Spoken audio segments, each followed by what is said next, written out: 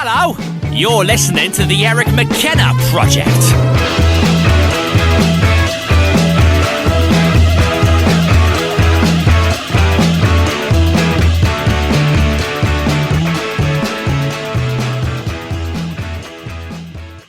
Brian, I appreciate you being here. And thanks for inviting me. Oh, absolutely, 100%. When you agreed to do this with my background and Fred's background, and obviously seeing your background, I thought this was going to be a pretty good fit. So I was very happy when you said yes. No problem. Again, thank you. Before we even get into your background in Drusky Entertainment, how you maneuvering through the pandemic? It's difficult, since March, 10 months now, and really nothing going on. And we're doing during the summer. We did the drive-in shows to kind of get some of that out, which was interesting. And it's okay. It's drive-in events, and then we've been doing some socially distant indoor stuff at like Jurgles and Craft House, but it's very difficult to get some people to tour and go out right now, especially indoors during the winter, and the numbers are up, and it's been a little difficult. More kind of local stuff and some regional stuff that come in, but talk a little bit about if you don't mind the drive-in shows. Fred toured with Shinedown for a long time, and I guess the singer has his own Smith and Myers. I came to the Smith and Myers show. I was up there. So Fred really liked it. He said it was different, but again, he's coming at it as a fan of music in terms of just a patron. You're coming at it as an organizer, so totally two different things. So first off, what is the drive-in show? But beyond the obvious, what is the logistics of that? Oh. Does it work, and what's been kind of like the feedback from folks? Well, I mean, people who want to see music, it's the opportunity to see music, and what it is you come in your car. And just like a drive-in, you park, and we keep people socially distant, 6 feet apart. And you can get out of your car and sit in front of your car or sit behind however way you park or whatever. And we have a big 260 pop-up stage, SL260, and it's out in the front, and the band plays up there, and the first row of cars is probably like 20 feet away, and everyone's kind of socially distant. And at the drive-in we go to, Starlight Drive-In in Butler, PA, it's actually tiered like an amphitheater, so you don't have to worry about seeing over cars or seeing over people. So if you have a large truck or whatever, that kind of hinders people, and putting your trunks up or whatever, that may not have people see some stuff. So we get those people on the sides, but for the most part, everyone has a great view.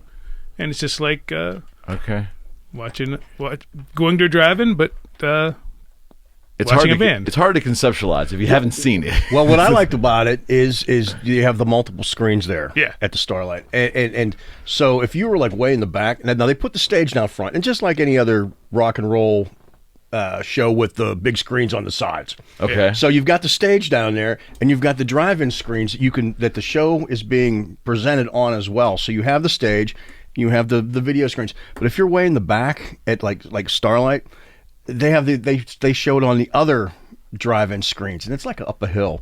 So it's really, really cool, because no matter where you're at, you can still watch the stage down there, or you can have it right there presented to you on the large drive-in screen. And it's really, and you pop, you could hear because I went to the first one for Smith and Myers in Philadelphia, and they didn't have a proper PA. So the music was piped through just like you would go to a drive-in. Yeah. So you were like listening to it on your radio, And but for the one here in Pittsburgh, we had the proper PA. They had the proper PA there, and it was great. And so you had the full music experience. Yeah. You had the band on stage. You had the video screens. You could hear it. But what's really cool is because you're right there in your car, And what's cool about that? It's hard to conceptualize that. For me, like, if you're not seeing it, I know what drive-in is, but it's a concert. Like, how do you rectify that in your head? Well, you can't. Their issues is you can't go towards the stage. Like, you can't go right in front of the stage. You stay in your little pod area, as we call it. Okay. And but the band's there. Some of the bands liked it, some of the bands didn't. Okay. some of the fans, because depending on what kind of show there was, some of the people wanted to come up to the stage, and we're like, nope, can't do that. Not No during mosh a pits. pandemic. No mosh pits permitted. No. So I mean, for the most part, people got it, but like anything, you always have people who want to not follow the rules. Yeah. You don't say. You had a good series up there. You had Smith and Myers, and I believe you had Steel Panther. And then what was that? Almond Brothers. Is that Almond Betts. Almond Betts. Yeah. We had a couple of I comedians. missed that one. Bert Kreischer. You know who Bert Kreischer is? He's a comedian. Yeah. He was really funny. He was real good. Nice guy too. I'd be fascinated to hear how a comedian responds to that, because it's got to be different for them perforing, right? I mean, it is. The interplay of the audience isn't really there, right? What people were doing, and I guess some of the neighbors didn't like it, but instead of laughing, because you can't really hear laughing, people were beeping their horns. Oh, You gotta nice. be kidding me. You Yeah. gotta be kidding nice. me. Really? That'd be awesome. Oh, dude, could you imagine? Yeah. We're both mutual friends with Craig Gass. Okay. And Craig, he's just on all the time. Yeah. I mean, I haven't talked to him since, really, because he was on this show actually a couple months before the pandemic. I haven't talked to him since. I send him a message every once in a I'm while. just interested to see how he's. Yeah. So they're beeping their horns for. for the laughter, yeah. Oh my God. Yeah, because you wouldn't be able to, like, if you sat in the car, you wouldn't be able to hear it. Well, no, the reason I say that is Blow some the of the, as you know, some of the comedians, part of their actual stick, and what they get that vibe off of, especially the first couple rows, right? That's gone now. I mean, and it's definitely interesting because you feed off definitely feed off the crowd, and if the crowd you can't hear the crowd laughing, you're like, okay, is that joke funny or not? Now, okay, so I'm assuming at this venue, you're hearing PA to enjoy the show. It isn't like it's coming through your AM radio. Like you could do that too. I mean, we did it both. Had it both ways. You could listen to it if you didn't want to get out of your car and you just wanted to sit in your car with the windows up or whatever, or do whatever, and felt even safer. You could listen to it on your car radio. Okay. If you had a great car stereo system, that'd be, Oh, I see what you're saying. So it was the full mix off. It was a sound. It was a complete professional sound mix that you're broadcasting out. Yeah. It was nice, man. I dug it. I really liked it. Yeah, I know you said you did. It's hard. Like I said, I haven't done one. I'll send you some pictures so you can visualize it. Okay. Yeah. Now, obviously, the practicality of that all is there's logistics and additional expense to you folks and to the artists, and of course, you can't pump the same volume of people there at all. So it's from a revenue standpoint. Yeah, correct. Yeah, it can't be the same. I mean, it was nice. You charge by the car full, right? Yeah. So charge by the car full. Four people in a car, like at a set price. You get the area around your car. Mm-hmm. So if you bring a truck, throw some lawn chairs up in the truck, or sit up in front of your car. And that's what I did. Well, it's a way to make it work. But once the pandemic passes, and it will, when it passes and we're through this, you don't see the return of this at all, right? It's just not. I would love to see it. I'd love to see you keep something like that. That would be great. But there's not enough revenue in it, I would imagine, right? Well, yeah, it's a lot difficult. It's more difficult, and you're not going to get a lot of bands who are going to want to do that either. I mean, they're going out just to do it to make the money and not sit at home. You know what I mean? Because not everyone's doing it. It's only a certain. So they're not clamoring to do it. No. It was like it's more probably easier for a band like Smith and Myers with just a guitar player and a singer. Yeah. But like Steel Panther probably couldn't bring the whole show, and because they have the whole shtick. I see so what it you're saying. Like you wouldn't see Kiss doing this because the cost of each show is so exorbitant. They'd have to charge so much to get in the venue. Yeah, I mean we had a big mix of there was some comedy, there was country. We actually did some EDM stuff. Oh yeah, okay. And like some rock stuff, and some of them were acoustic, some were full band. So it was a mix. The Clarks played there. Oh yeah, that's very cool. So how did I miss that? I was clamoring at home. I guess I don't know. But see, that's what I love about that from the capitalist in me is that the industry found a way to get around, not around it, but found a way to work through it. They found a way. And from your website now, you're doing socially distant shows in some venues in town now. Is that right? Yeah. How does that work? Well, it's just you have to sit at your table. Okay. You know what I mean? So the tables are all 6 feet apart, all mapped out. That was the difficult part of it, just mapping out to make sure logistically, yeah. And then the band's playing on stage, and I mean, if you're at your table, you don't have to wear a mask. If you are walking to the restroom or whatever, you put on your mask or whatever. You will come in or whatever. But for the most part, you're just sitting there, and then the band plays, and that's it. So same restaurant rules, like what you're doing now. That was going to be my question. At Applebee's, you're doing pretty much the same thing at that venue. Correct. Okay. Yeah, I just wonder as a performer, it just seems so. It has to be so different, right? It's got to be so different. Oh yeah, I mean it's depending on the act, correct? I mean if you're an act that usually plays at a theater or plays at a place where people say it's not different. Got it. Like a jazz actor or something like that. Yeah. Or acoustic or whatever. But if you're an act that is used to having the crowd like right up in front of the stage, it's definitely you feel like, again, you're feeding off the energy from the crowd. You really can't feed off the energy from a crowd. Okay, so we typically don't date these shows, Brian, but we're we're in the end of January 2021. As we sit here today, what's your thoughts? What are you seeing? If you had to guess when you think we will be somewhat back to, when I say normal, I'm talking about regular events, being able to attend concerts, being able to attend that style of mass gathering. What's your thoughts? Well, the industry is gearing towards the fall. Okay, because that's where everyone's kind of looking at, because Dr. Fauci said, a couple weeks ago in an interview or something, that they had by the fall of 2021 we should be able to see somewhat of everything getting back to normal, with going to events, maybe just still wearing masks or whatever. But he's saying that they're going to do that with the vaccine rollout being a lot quicker. And this was a couple weeks ago, and how quick it's been so far. I don't, it's, unless they ramp it up in a big way, I think it's going to be pushed back even farther. We might miss the fall. Yeah, because it's been slow. I know.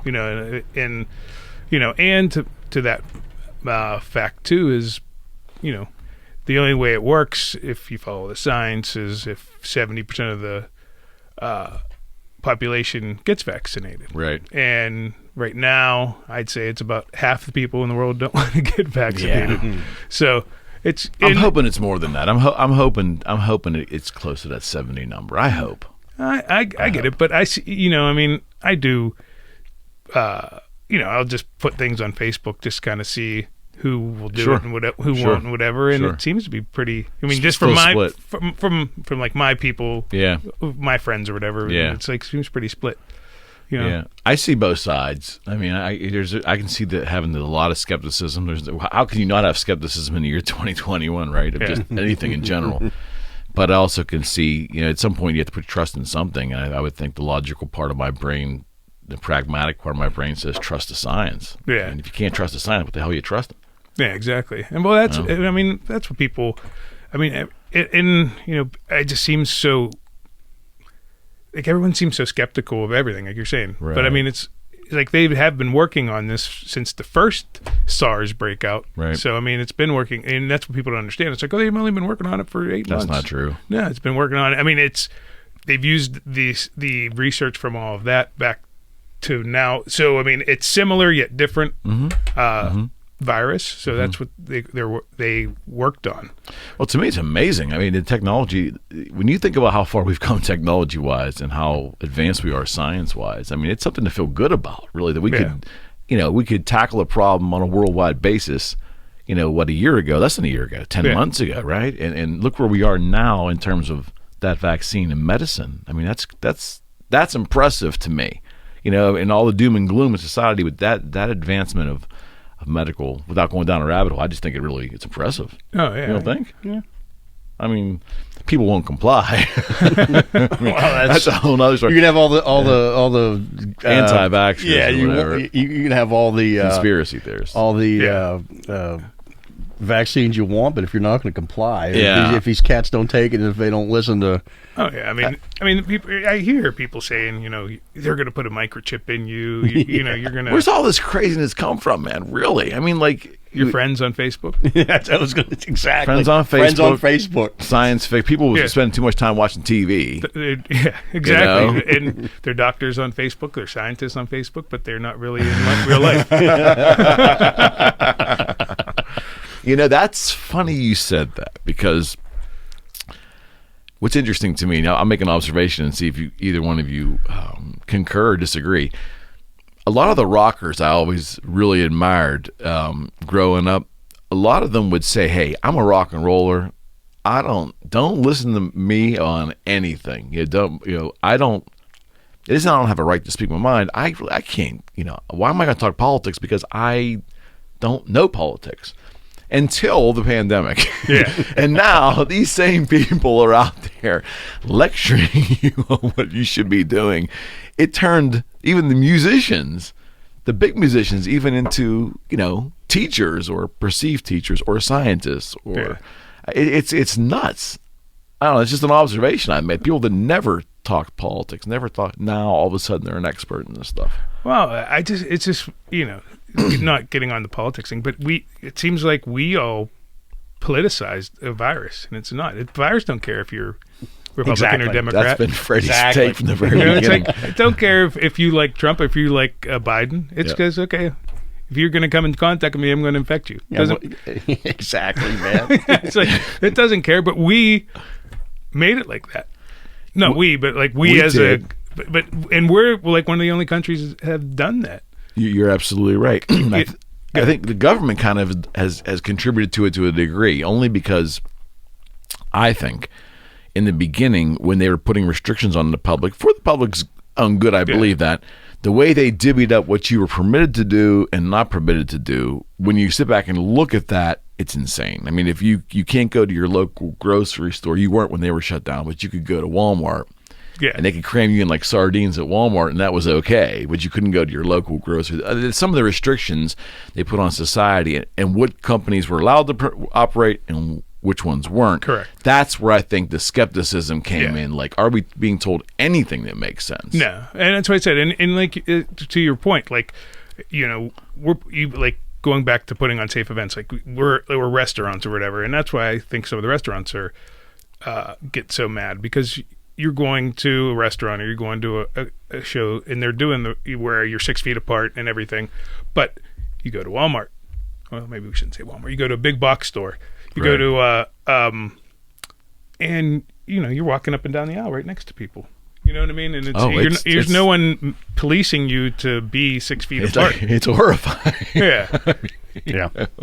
And that's where, and I understood the reality that those big chains and the home improvement ones were a little odd to me. I was like, the government almost kind of told you, stay home for a couple months and work around the house. Well, yeah, that didn't make any sense to me. That didn't make any sense to me. Oh, I mean, if you're going to stay home, I mean, that's what, that's kind of what I did. I worked on my house for the last year. Yeah.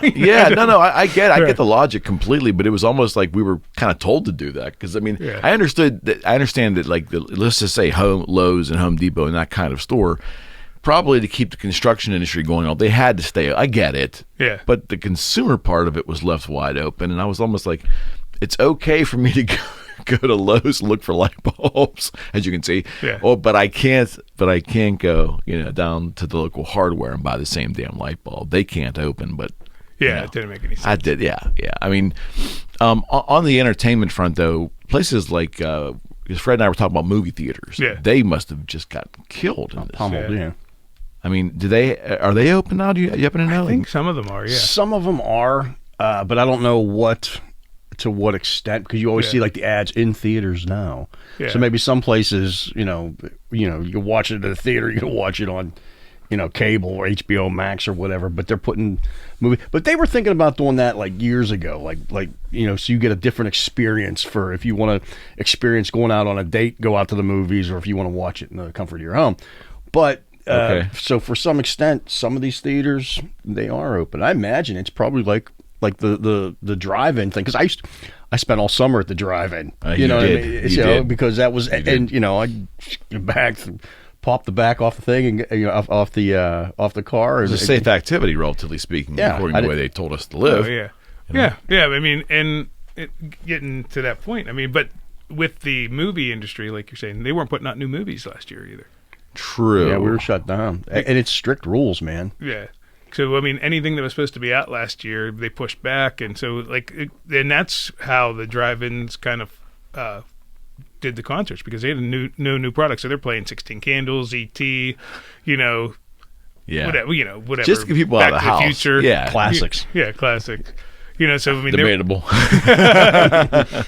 but they're playing those things. So I mean, so if they could, the drive-in can get a bunch of cars in there for a concert. That's what worked out for me, actually. So Okay. So overall, you're a fan of it's worked. yeah, it's worked. Okay. So you started 25 years ago in this business, Yeah. and I believe we said with the Caesar Engler. Yeah. Did you ever think that it would come down to Yeah. a drive-in show? No, not at all. I mean, who thought this was going to happen? Yeah. You know what I mean? Just this in general. You know what I mean? But trying to make it work and stay above water. Yeah.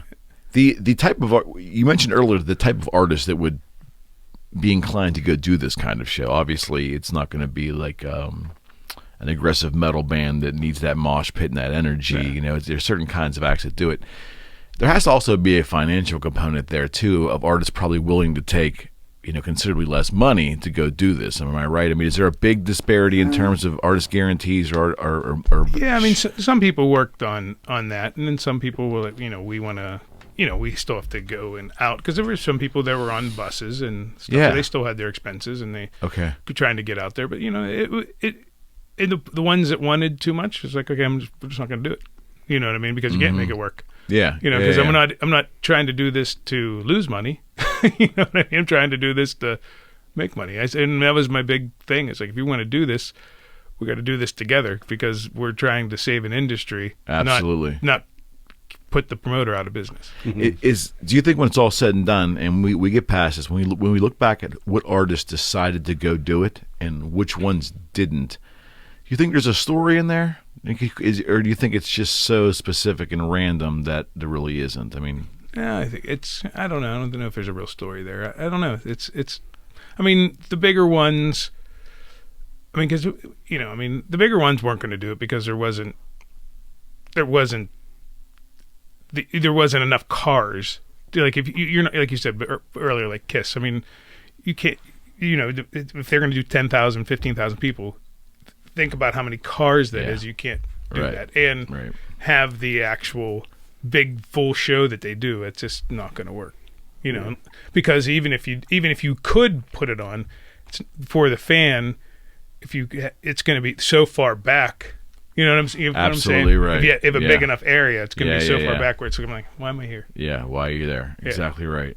I've been to some shows. I said the exact same thing before the pandemic.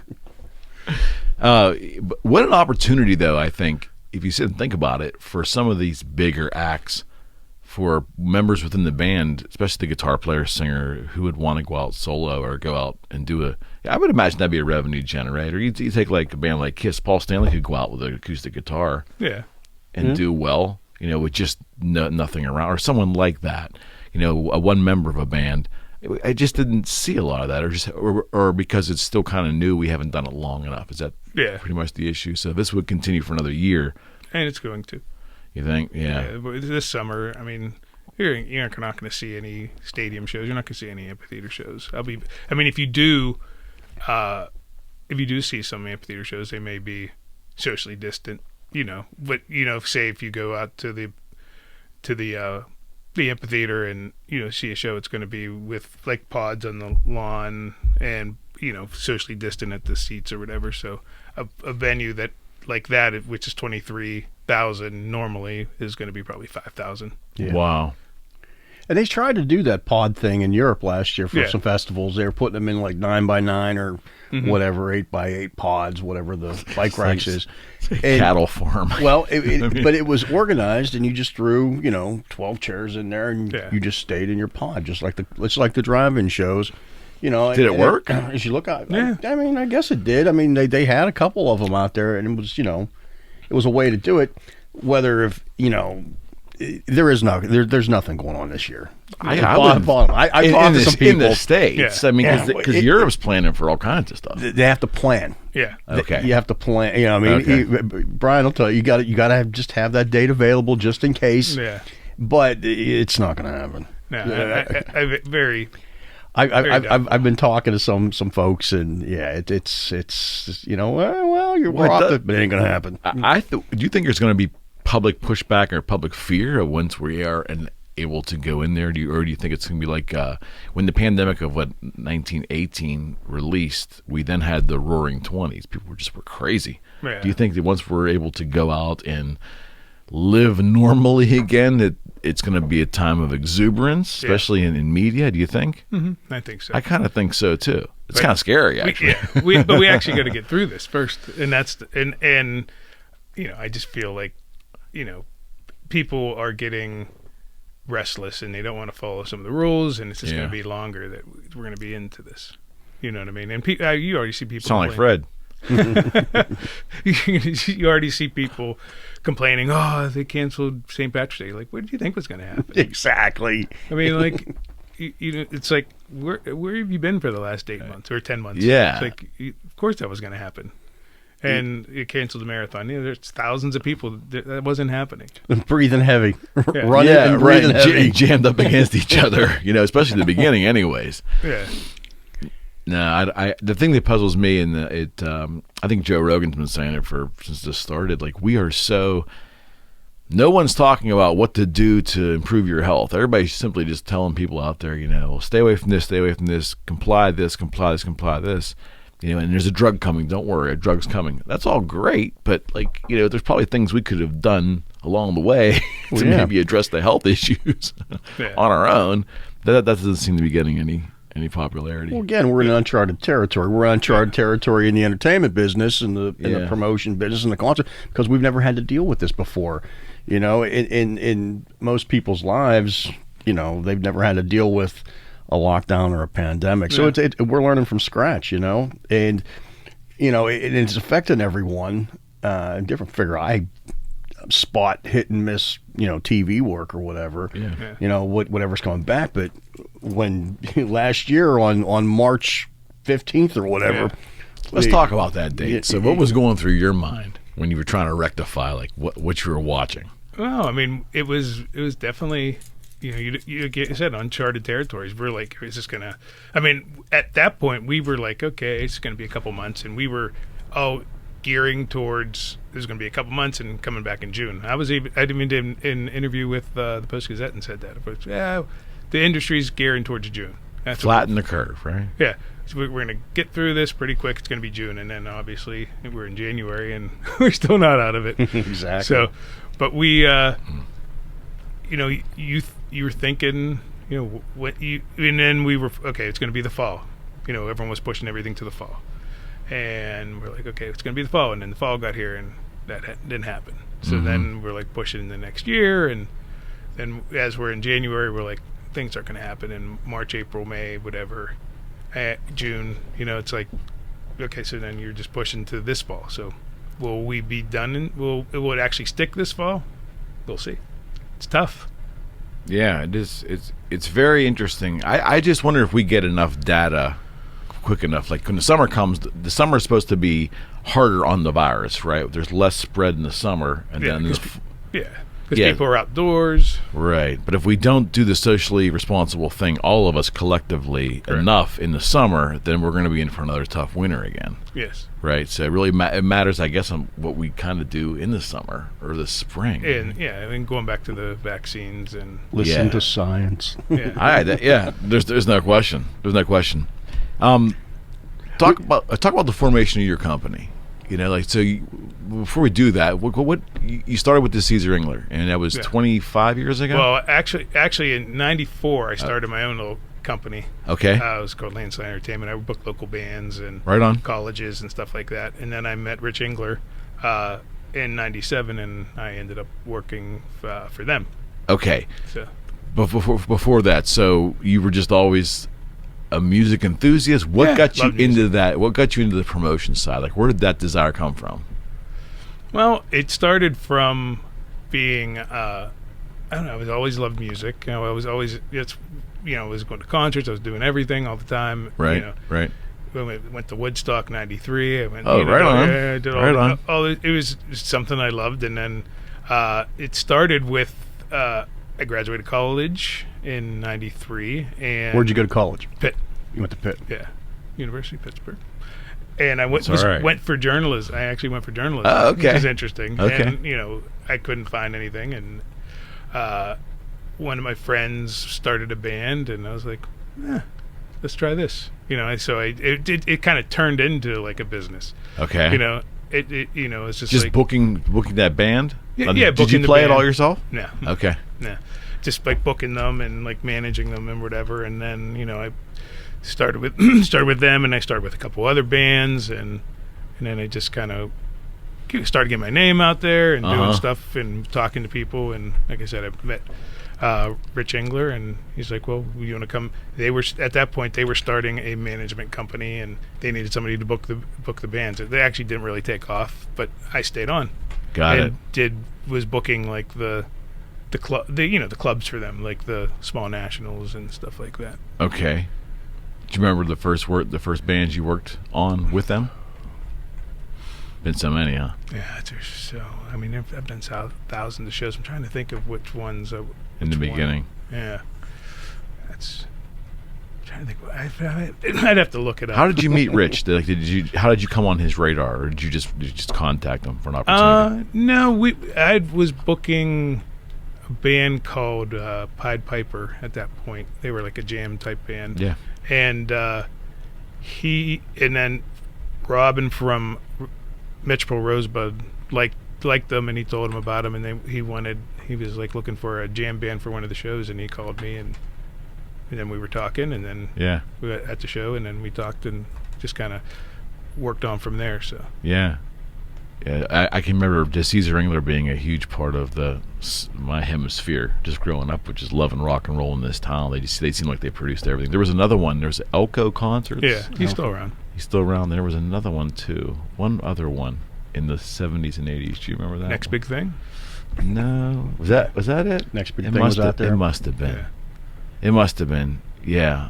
The Caesar Engler was always the heavy though. Yeah. And as a rock and roll kid, I just knew that they were the ones that were standing on the stage talking to us before, or someone from the organization, the radio station, was talking to us before the show started. That's basically all we knew. What does it entail to be a promoter? What do you got to do?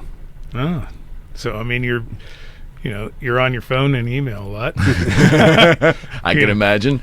Yeah, I mean, it's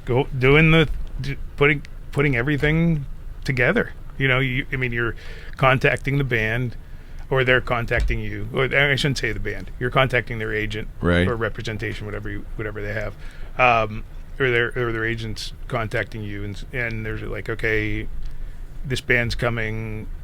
They want to do a show like March 20th, or they hold a few dates depending on how their routing works with other cities, and you negotiate the deal.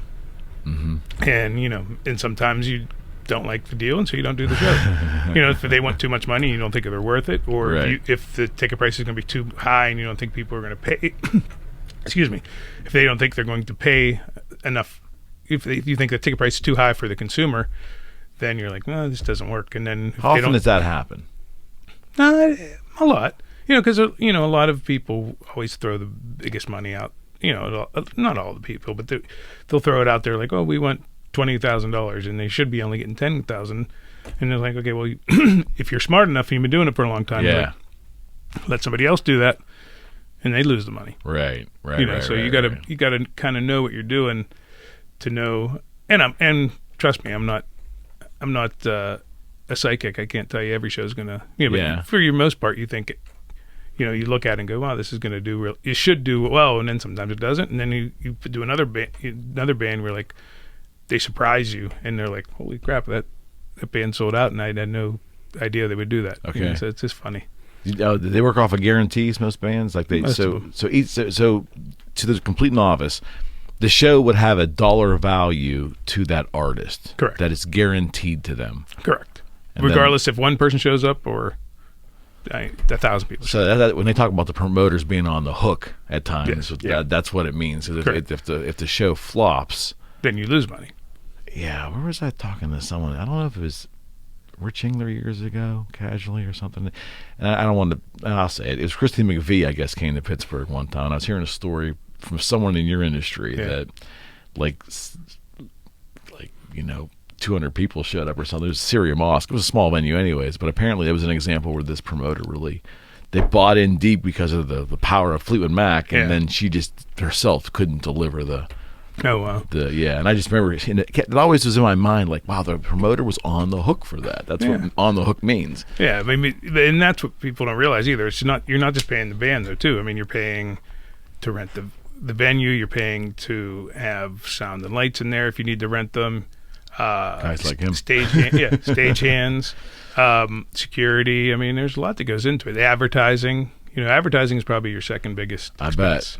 I bet. How does that differ today from when you got in? Because you started at the very beginning of the web didn't really proliferate till like 96, 97, right? Yeah. Mainstream wise, right? Yeah, I mean, really in the mid 2000s was when it started. It affected your industry. Yeah. Because you were still doing, the way to get it out was radio ads, and you put more money into the marketing on Facebook and Twitter and Instagram and and because a lot of it is getting, because a lot of it, what you do right now is you boost posts on your artist that you're promoting page. So if you see like a band that's coming, just to say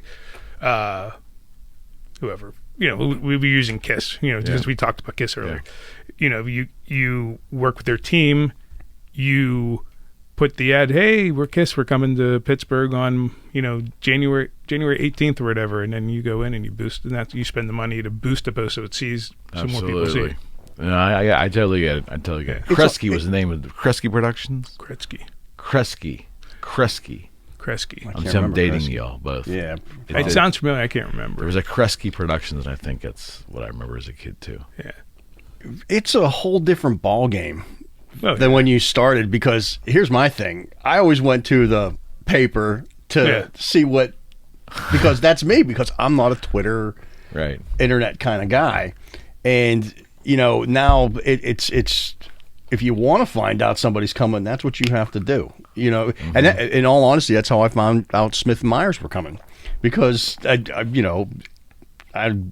really don't listen to anything. I come home and I go in my hole and I cover myself up waiting for the next tour, and but I was actually on. It was probably Instagram that I saw, like they were starting the tour. Yeah. It was Brett, and I gave him a call and said, "Hey, you guys, what's going on?" And they're like, "Yeah, we're doing Philadelphia." So, but the Pittsburgh date hadn't been announced yet. So I go to Philadelphia. I drive out to Philadelphia to see him. I'm like, it's out in Philly. And they're like, "Oh yeah, we'll be in Pittsburgh in a couple of weeks." And so I should actually probably start looking at things, But I mean, it's a whole different ballgame on promoting a show from what it was. Oh yeah. Even in the past, like you said, 15 years. Yeah. I mean, it's because I remember that was my thing, because you always had a nice little layout, and I was like, I'd open up and go, I'll go see this, I'll go see this, I know them, I'll go see this, But now if I got to go on the internet, I'm just like slow. It's definitely more difficult to hit people, because it was easier, like you said, looking at a print ad or listening to the radio. But a lot of kids, I mean, our age, we still listen to the radio. Yeah. But a lot of kids, they're on Spotify. They're finding their bands from absolutely other ways, 100%. and they're not listening to the radio. And it's you got to hit them huh? where it's at. We're old, man. Terrestrial Got a radio birthday coming up. Happy terrestrial radio is just. When we were kids, we'd line up for the first night of the concert. We'd camp out, for tickets and all that built into the prestige. Or you'd wait till free tickets or the whole experience. Yeah, and you enjoy that and eat it up as a kid. But behind the scenes, it's just a business transaction going on, right? There's free tickets allotted to this radio station if you do this much airtime and promoting the show. Is that pretty much how it worked? Yeah, pretty much. I mean, you give them tickets to, you spend money on the radio station, you give them tickets, they promote the show. I mean, but it's not, it's more than that. I mean, if it's not an act that they play, they're not gonna do it either. So I mean, you can't put you're not gonna promote Kiss on like a country station, Yeah. So it just makes no sense. But yeah, because there's a lot of new bands that may not be played on the radio, and so it's different, but that's mainly how it works. Well, yeah, I've talked to enough industry people over the years in general, and got all the stories of the payola and all that nonsense that went on with them just trying to get radios to play their music.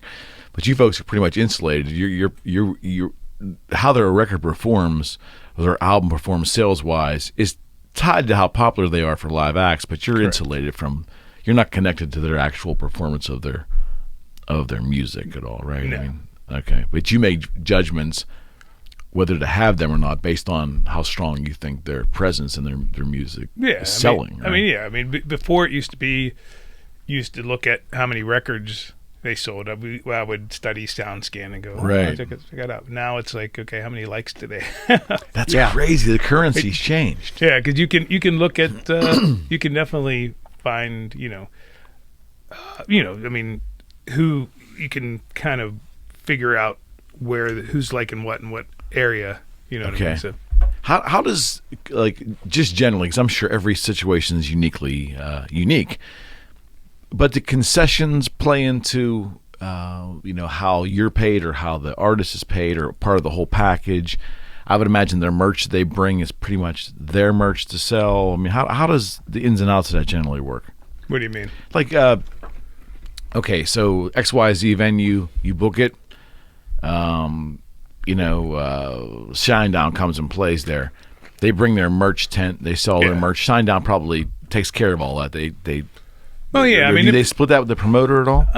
Split with the venue. There's a because ever since, that was one of the things that came in years before. Even I did. It was like kind of renting the space to sell your merchandise. That's how the venues. That's how interesting. It worked. Yeah. Okay. And concessions is pretty much handled by the venue. And the venue keeps that revenue generally. It just seems like one big negotiation, which I love. Yeah. Which I love. I think it's fantastic. Oh, it's interesting, man. Oh, it is, because there's so much behind. I guess the way you must look at it is that the music fan hears about the show, buys a ticket, waits for the show, anticipation, enjoys the show, goes home, and has that memory. But there's so much that goes on behind that. I mean, the logistics of it all. Yeah. It's just insane. That's what I said. Even at like a show, if you're going to a show at like Jurgles, there's in normal times there's probably like 40 people working the show. Whether you have your sound and light people, your security, your stage hands, your waiters and waitresses, managers, promoter staff. If you think for a show that small, there's probably 30 to 40 people working on it. And if you go to you go to a bigger show, out at like the amphitheater, there's hundreds of people working. You have a bunch of security and stage hands and staffing and a lot of people that work. Concession people. No one really figures that out. And then going to where this pandemic and the industry being shuttered for the most part, there's a lot of people out of work, and they don't realize that. A lot of people just don't realize how many people are hurting and out of work because of this industry. It's $1 trillion industry that's just gone. Entertainment in and of itself. Yeah, it's just like not happening. And so many jobs rely on other jobs. It's a spider web. You know, you affect one, it just the ripple effect is there. And you know, and like you're saying, I mean, and not being, you know, like we were talking about the security, stagehand, staffing, all these people that are out of work right now, light people, sound people. But then it goes deeper, because if you don't have any concerts, then you're not spending money on advertising, and those advertising are, you know, so you know, and just like you said, it's spider webs everywhere. We always make the joke in the business, you know, if there's like something that happens bad in the world, it's musicians that jump up and, you know, let's have a benefit. It's like, well, if there's something bad happening in the world and we're all out of work, who's going to have a benefit for us? You know, it's just, so it's, but it does, it affects everyone down the line, like you said, even into the advertising dollars. So I mean, this is again uncharted territory. You know, so we're there along those lines. You know, we can look forward to coming back in a couple years and coming back strong, and maybe we have our mid-roaring 20s, and you'll be busy again. You know, everybody complained at the beginning. It's like, oh, I gotta, you know, we're gonna be not working for a couple of weeks. Yeah, take that vacation. Now it's, you know, everybody's done all those things. Everybody, you know, if you give them a vacation, it'd be great. You know, because when I was on the road with Shinedown or whatever, I mean, you know, you're on there 10 months a year. You know, you're never home. You never stop. You know, and now I can't wait to get back on the road. You know, so.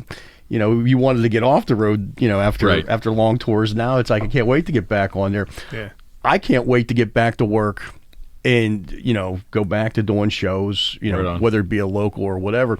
But I imagine you're going to see when this comes back, you're going to be busy. Oh, yeah. Because a promoter's job, they don't stop. No. You guys, I mean, you know, most people have like a 9 to 5 or whatever. We put in like, you know, 12. Those cats, because there's so many, because I production manage for Megadeth. And literally, I'm on the phone with a guy in India over, you know, and for them to do business is, you know, it's our middle of the night. So I'm up in the middle of the night trying to do logistics for a last minute show because, you know, somebody canceled, and they put us in there. And there's a lot of things that, you know, you have to iron out. And the average fan has really not that the average fan should worry about that stuff, because they're there they're paying their entertainment dollar to enjoy the product. Correct. But they don't know what goes into that band getting on that stage at that time at that date. And that's just one band. He's got months of bands because they start ahead of time, so he has to deal with this one, deal with this one, and a lot of time, you know, this guy gets this, you know. I mean, I was doing 500-600 shows a year. That's insane. That is insane. At 365 days, but the hours that you put into each one is amazing. And nobody knows really what a promoter does, and that's. I mean, they're busy.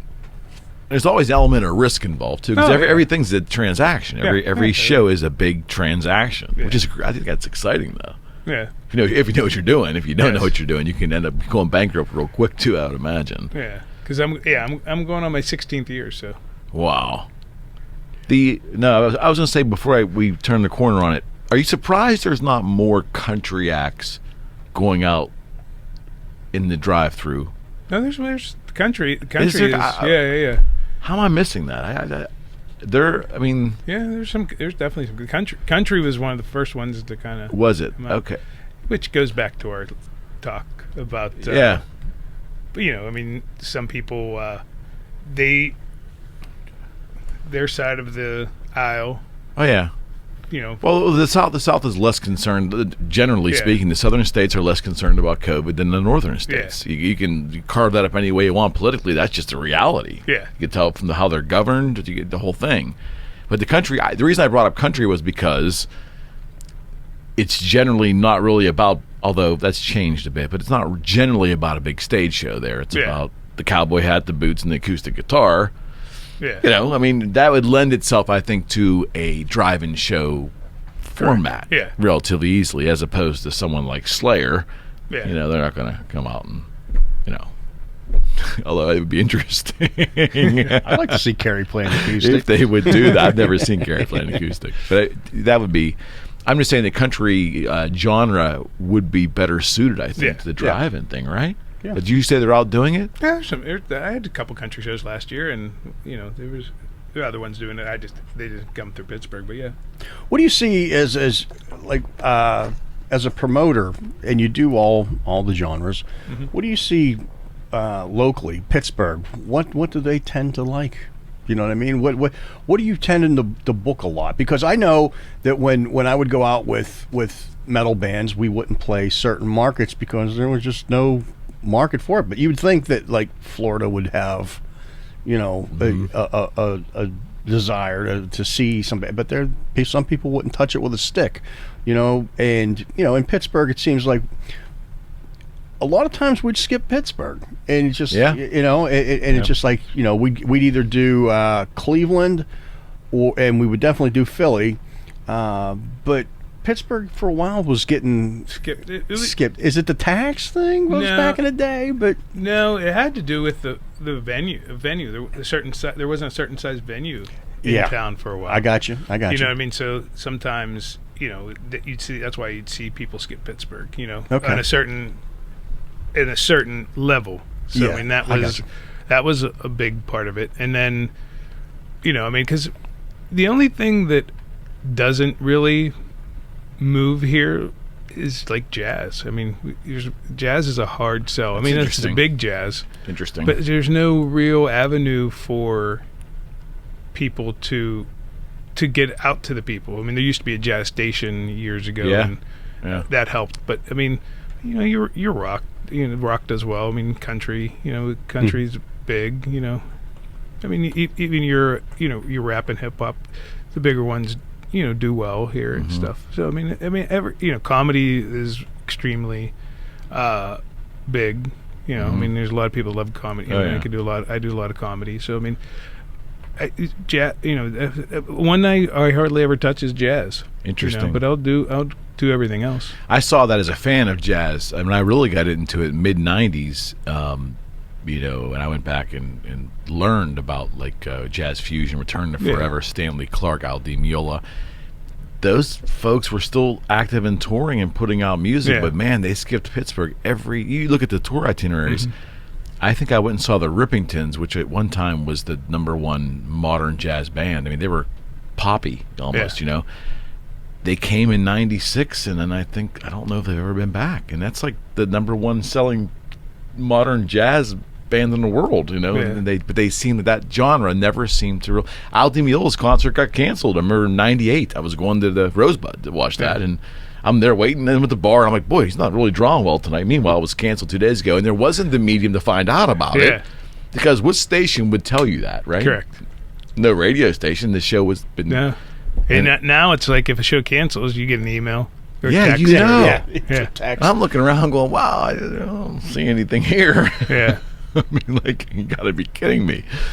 Yeah, but I saw that as a fan of jazz and jazz fusion, modern jazz, that it just didn't have a place in this town. It's a shame. Yeah. But that's just the demographics of it, right? Why is Pittsburgh a country music town? Or aren't we?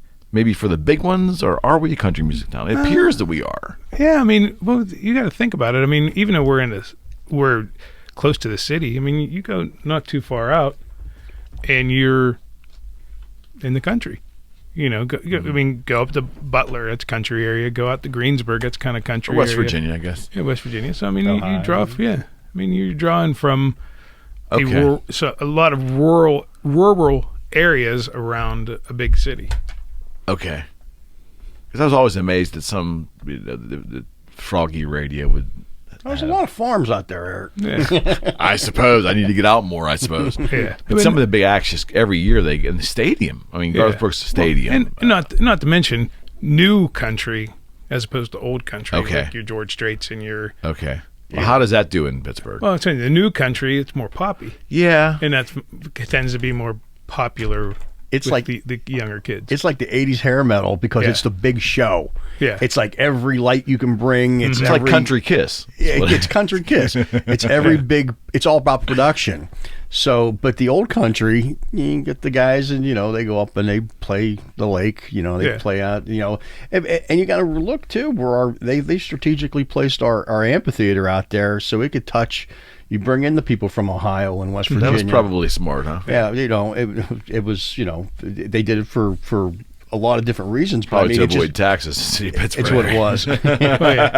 But it's the perfect place to bring that. And you have those country acts playing out there, and then you have the big Kenny Chesney's down at the stadium, and Zach Browns and all these guys coming into these. But that just shows that and it's a big party too. Yeah. So it's got a good draw. I mean, Yeah, it's interesting. A little interesting tidbit that amphitheater. I don't know if that amphitheater directly, but almost ended up in Cranberry. Oh, really? Right, that area. Yeah. Really? Yeah. I didn't know that. No. I did not know that. How did it end up That was where before it was? me. I just heard stories. So I heard stories. I'm not exactly sure. Okay. But I know that at one point they were looking at Cranberry That's interesting. area. Maybe not exactly right in like downtown Cranberry. Yeah. Whatever you want to call it. But like at one point that amphitheater was going to be in Cranberry. It just didn't work out though. I always wondered about that because the Civic Arena, as a kid, it seemed like that venue had the stranglehold for the major acts in town. Yeah. That was the spot everybody went to. And then you had this shed open up, and then everything seemed to be getting booked out there. Was it primarily done for the tax? Was the advantage to the major artists the tax? I'm not sure. I think it's cheaper. It's cheaper, like you're saying. It's cheaper to go out, just real estate wise, to put an amphitheater in a place not in downtown because you think about it. I mean, real estate. Well, in the but what about the acts though? Like case in point, this is being a big metal fan, I was always kind of bummed like that. Some of the bands that had big stage shows is I think the amphitheater opened in '88. Was it 89? I think. Okay. Yeah. Early on, I was bummed out that some of these big production metal shows were choosing to play at the Shed because I just thought it was limited in terms of visuals. And I remember seeing Rush there once and going, this is just not the same. There was just something about being inside Yeah. that was better for some acts, for me. Well, and there's a lot of acts that only want to play the arena. Okay, well, how many are those? How many are there still that insist on that? I was wondering, like, did the Civic Arena start losing business naturally once the Shed opened? Mm-hmm. So would they? How does that work? Like, are they in competition? Like, is there a sales team associated with the Civic Arena that is competing for the same business that a sales team for the Shed out there? How does that work? Well, the way the Shed works was that a company owns the company owns the amphitheater, so they have their team trying to book as much as they can there. So, but if that company doesn't own the arena, so you're trying to take everything you own. You're take the acts to the venue you own. If you follow. Okay. So okay. and the arena. So yeah, there was teams at the arena trying to get things in there as well. And some bands will go, look, we're an arena band, not a shed band. Correct. Like our show it's much more easier to go into an arena with our show than than it is with a shed. And some people just the guarantee of good weather. Yeah. So worry about some cats think about that, but there are some bands out there that just say, look, we're an arena band. We're not. We're not. Not a shed enough band. of them, unfortunately, because to me, I always found it so. I don't know. As a music fan, as a kid that grew up on hard rock and liked that stuff, when I saw it outside, especially in the middle of summer, if there was no opening act, like Rush played there, and they had no opening act, they just came. So when they started, it was light. It was light outside, and I'm watching Rush play in the sun, and it was just so not right to me. Well, that's what I said. That's how the amphitheater. Somebody came up with that idea. I don't know if it was from okay, you're going to festivals like a Woodstock or whatever, and it's outdoors and whatever. I don't know if that's where the amphitheater idea started from. Where take people outdoors, and have an event outdoors, and a big company came in and bought all, started back in, it was back in 97 where they consolidated all the local promoters and local venues to join what was then SFX and now turned into what is Live Nation. Live Nation. Yeah. And they owned everything. They owned the amphitheater. So if you look back in the day when they started building these amphitheaters, it was Star Lake, Starplex, Polaire. You had there was all these different star theme things, and they owned the venues, and pretty much they owned. Back there was Pace concerts. Pace, I remember Pace. Yeah, Pace was the one, and then I think Pace. I don't know the ins and outs, but I think SFX bought Pace, and I'm not exactly sure how that worked. But I knew that in like '97, it was like '97 or '98, one of those years, that actually was '90. Well, whatever, it doesn't matter. Around then, they all started buying up the local promoters and the venues that they owned, and all worked on all that, and so that's how Live Nation became what they are now. What, as a music fan yourself, what would be your preference to see the music you like? Like Star Lake or like PPG, I guess we should call it now. Would you like it inside or outside? It depends on the act, like you're saying. If you want to go and, I had good times going to the amphitheater with my friends. You're sitting on the lawn, you're having a good time. Yeah. Where you're not doing that. But depending, if I really want to like see the music and big stage show, then indoors. You don't care. I've seen too many of them. Yeah. I've seen it all. I just want to work now. Man, you hear that? I like.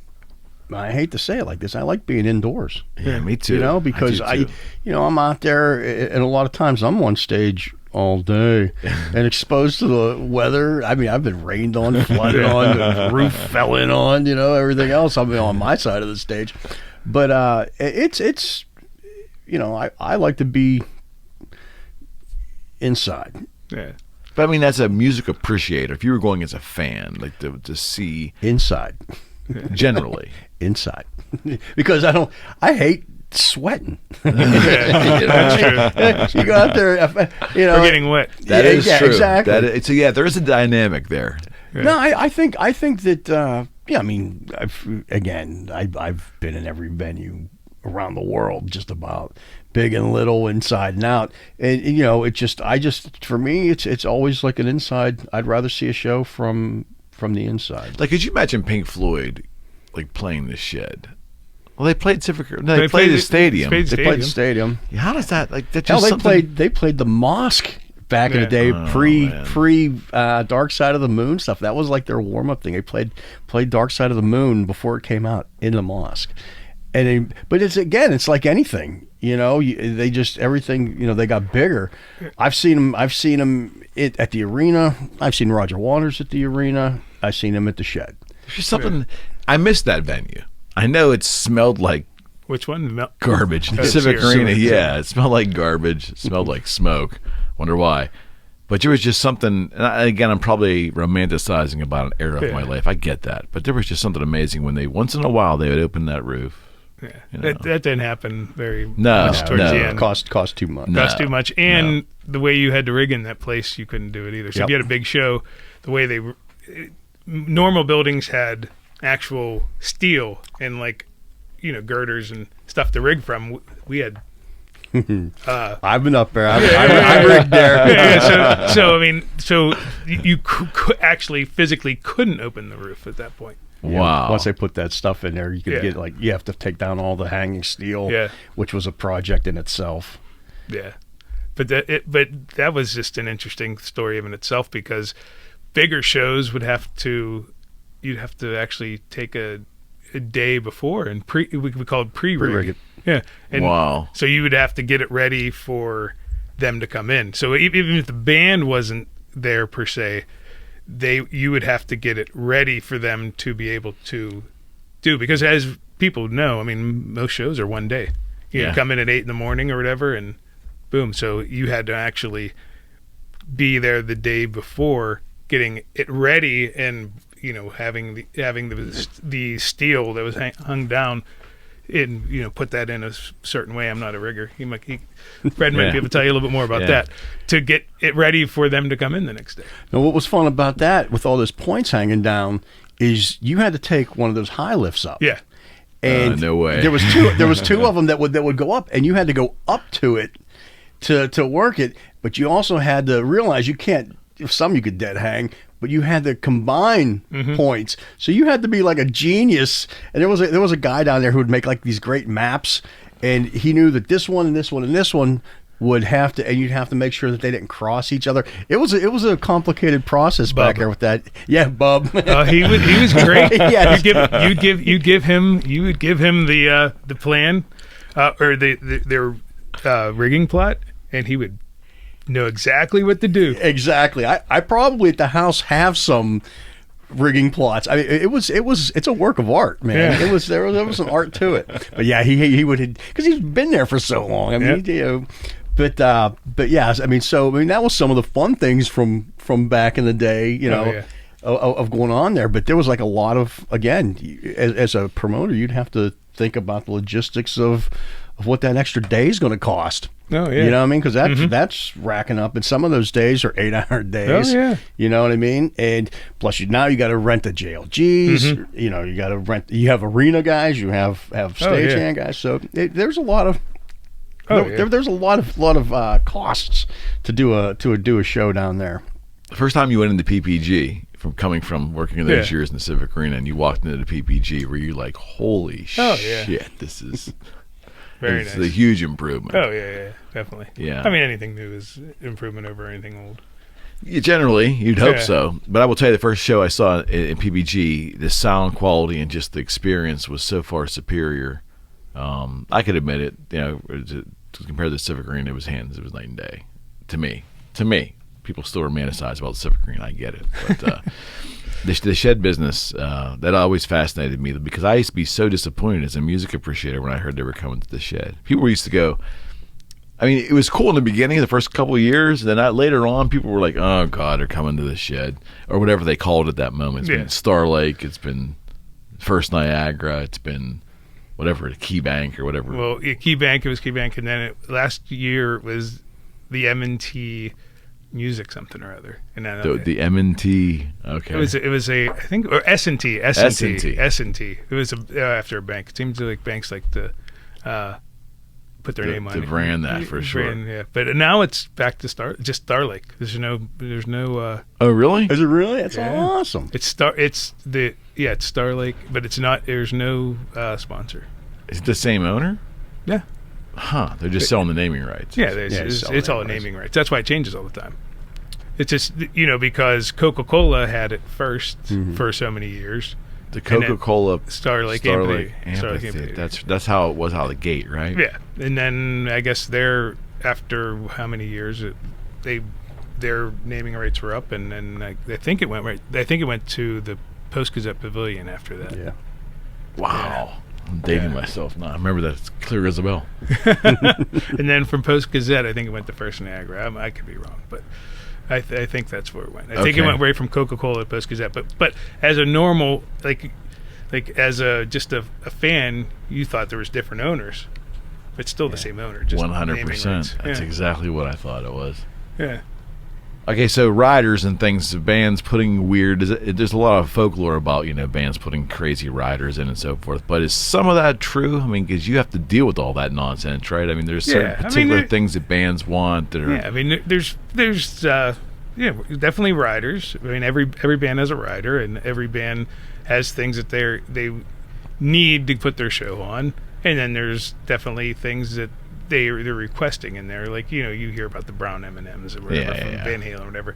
I mean, that's just taking it to an extreme, right? But I mean, you need certain sound, and like if they're not carrying their sound and lights or whatever, you need certain things as an act to put your event on.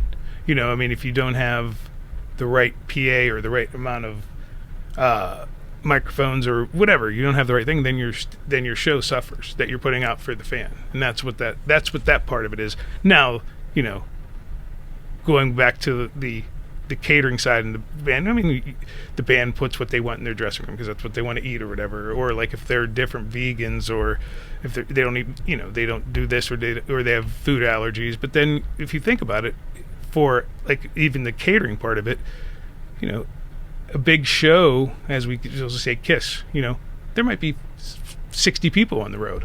Who are going to a stadium, there's probably hundreds of people and stuff. Yeah. So you're figuring out you have to feed all those people because they can't leave. They can't leave. They can't leave the venue per se. They can't go and get their own food. So you have to have it catered in for them. Now, some bands roll with their own catering. Some do. I think Kiss used to have their own catering, their own chefs and all that nonsense. Yeah. There's some that do. I mean, not as many as you think. I mean, there's some that do it, but they most of them were just dealing with the locals. So when it comes to what we see as a fan looking at a stage, if we were to stop and just think about this, I don't know why we would, but when you look up there, probably what the band's not bringing is a PA, right? The PA system is probably the venues. Is that right? No, I mean, the bigger the show, the more likely it's going to be the band bringing it. Oh, bringing the PA? Yeah. Mm-hmm. Really? Yeah, and the lights. Yeah, PA lights, the whole ball of wax. Smaller the bands, you rent them locally. Yeah. Huh. Yeah, the bigger the acts, I mean, like, you're not going to, like, even at a stadium show, that's not going to be local stuff. Yeah, you want the same thing every night. Yeah. For consistency. Yes. Yeah. But, and that's what I was saying. You have your one day to put it in and put it out. Unless you're doing a stadium show. Stadium shows take about a week to set up. Because you're putting the steel and you're putting the stage all together, and that's a whole different thing. But, you're not going to see a stadium show up and down in one day. What's your biggest and favorite show that you've ever done? No, I'm trying to. That's a hard one. There's a lot to run through there. Yeah, there's a lot to run through. I mean, I was involved with the Foo Fighters show and Pearl Jam. Those weren't just solely mine though. So I mean, I don't know if you can count those, but those were cool. But just fun things to do. Yeah. Yeah. But I mean, we had. I'm trying to think. I mean, there's like I did the. If you're familiar with the Flaming Lips, we did that. They had a real fun show. It was real cool. It was kind of different, and that was one that stuck out in my mind. And I was like the Mavericks. They put on a great show. I don't know. It's hard to figure out which one I like the most. So do you get like that little butterfly feeling when you're a band you like comes to town? Do you like? Yeah, sometimes, but. Maybe getting to the point where you were talking about before, where you've seen everybody and whatever. Yeah, but it's funny because it's like when you're in normal times when you're like oh, well, let's go see a show, and I'm like, oh, exactly. You know what I mean? You're like, well, we've had that conversation a few times. Okay, and then I'll be like, okay, let's go. Do some accounting. With my family. Why do I want to do that? I'm not working. Get it? and that's exactly it. And I'm notorious for it. Man, I come home off the road, and you disappear. I disappear, and it's just like it's because I've been out there for 9 months or whatever. Hey man, I'm in town. You want to come hang? It's like. Oh man, or let's go see. And it's just like, man. I try to explain that to people. It's like, well, I mean, I still go to shows, but it's just like, I don't want to, that's not what I want to do in my free time. Sometimes. Yeah. So you want to get away from it sometimes. Yeah. So you don't have to name the artist, okay? But talk about some of the tougher acts that you've worked with. Who was the worst?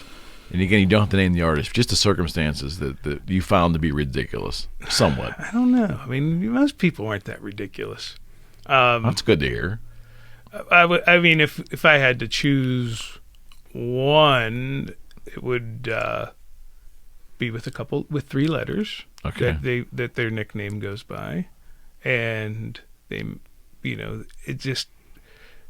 Trying to get them to. I mean, sometimes they were really good to work with. I mean, I did a bunch of their shows. Don't get me wrong. They won't play. They don't play here anymore because they've burned too many bridges. And I mean, their heyday was back in the late '90s, early 2000s. But you're just trying to get them to go on time, and their fans, and if their fans were waiting for them, then they'd get a little rowdier. I'm sure you guys can figure out. Yeah, I waited for them a few times. But it was just I mean, that was probably always like, oh, okay, is Tamara here yet? Because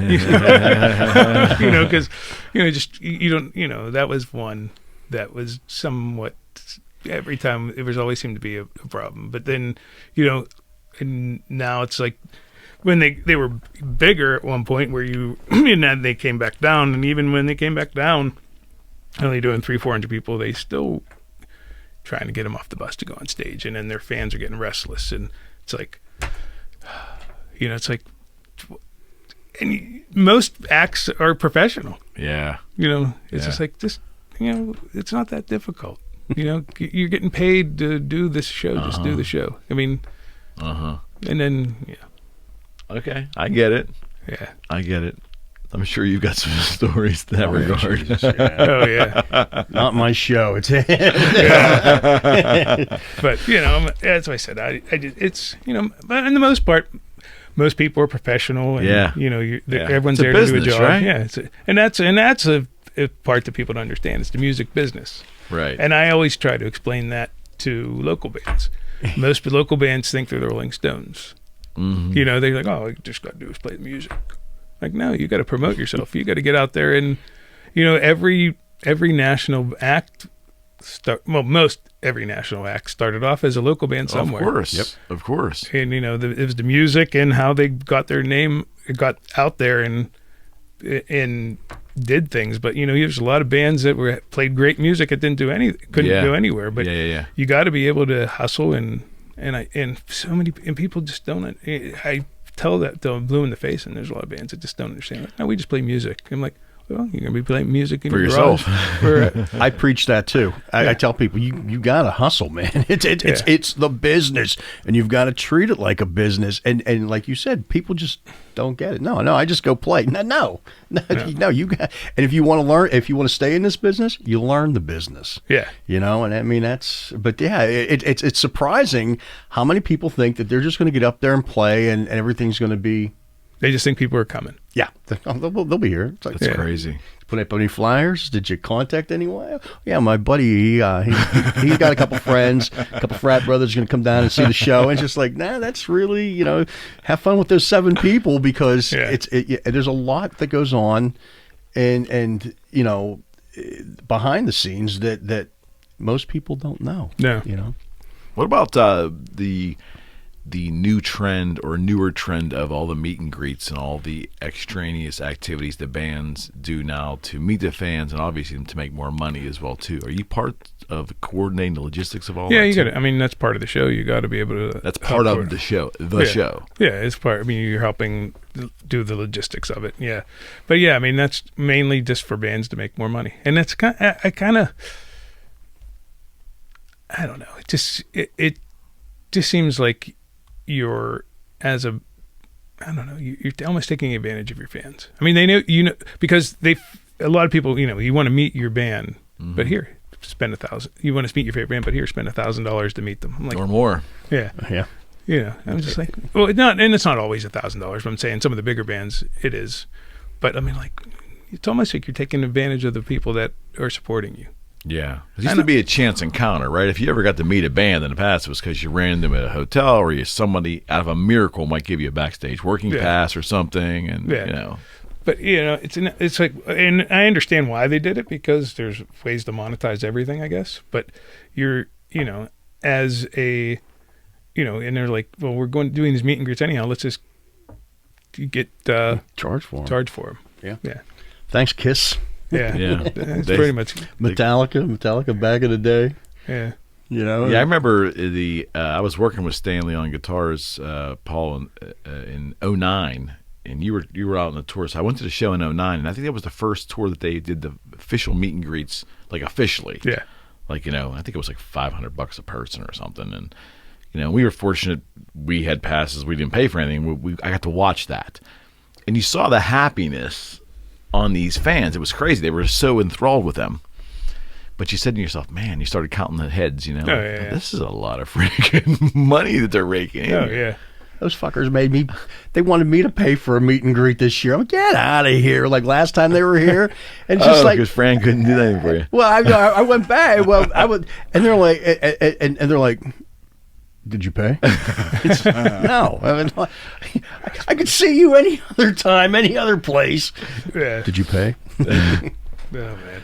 All bands are doing it, though. I mean, I saw Oh, yeah. Rush doing it. Well, So. who knows if they're not going to be doing it as good much. point. Good point. I wonder if that's going bye-byes now. Well, yeah. I mean, it's not going to be as it was. I mean, at least starting out of the gate, you're going to see a lot less doing it right now.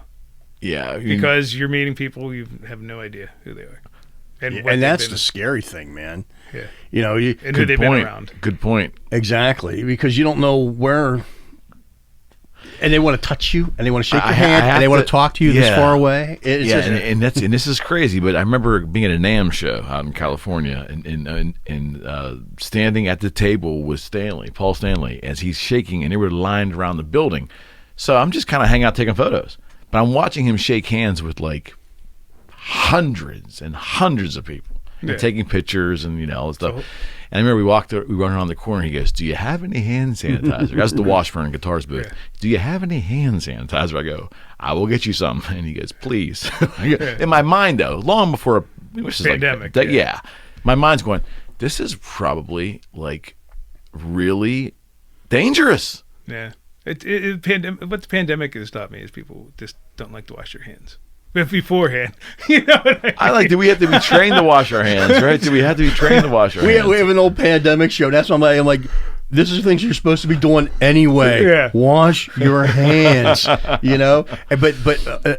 something like that just shows, who doesn't wash their hands? Who does? It's We common had to sense. relearn hygiene, right? I'm a germaphobe, Yeah, and you are. so we talk about it all the time on here. So I've always got hand sanitizer, and yeah. I'm washing all the time. But I remember that day. I remember saying to myself that day, that is like a lot of like human interaction. Oh, I Yeah. go nuts when I'm out there at NAMM, and it's just and figure I'm not but I see enough people that I got to shake hands Yeah. with, Yeah. and it's just it's like just wash your hands. The pandemic will go away if you just wash your hands.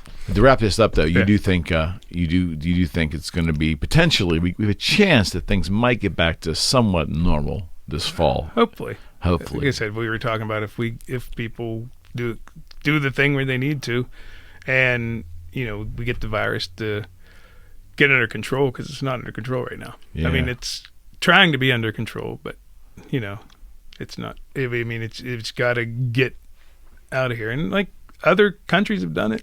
I mean, Australia's kind of back to normal. that's what he New keeps Zealand, saying. New Zealand, New Zealand, Canada, Canada's kind Even of back to- Canada. I said New Zealand yesterday. I guess something came out and said they had 0 cases Yeah. countrywide. I mean, yeah, it's remote, but they did it crazy. right. Yeah, You know what I mean? They listened. They did it right. I mean, even China is having like big. They're kind of past it now, aren't they? Yeah. China, the place that started is kind of past it Yeah. now. Well, when you left your apartment building, there's a guy with a machine gun out there that said, "Where's your mask? Yeah. Why are you out on the streets?" I mean, they locked We down. could use that. They in locked the down. States. They locked Just down kidding. for a month. But they Yeah. did everything right, and it really knocked down, the Wow. numbers. Yeah, Unbelievable. but before we, like you said, before Yeah, we wrap it up, yeah, I wanted absolutely. to say, Absolutely. getting back to where there's, we said musicians are the ones that go out and do things for people when something happens in the world. I mean, like we were talking about there is something that's helping the industry. We talked about that Save Our Stages Act. Right. You know what I mean? Right. So he's Yeah. trying to, for independent promoters and venues and stuff, the legislation passed to help all these Yeah. Thank people goodness. that actually live and die from what the shows do.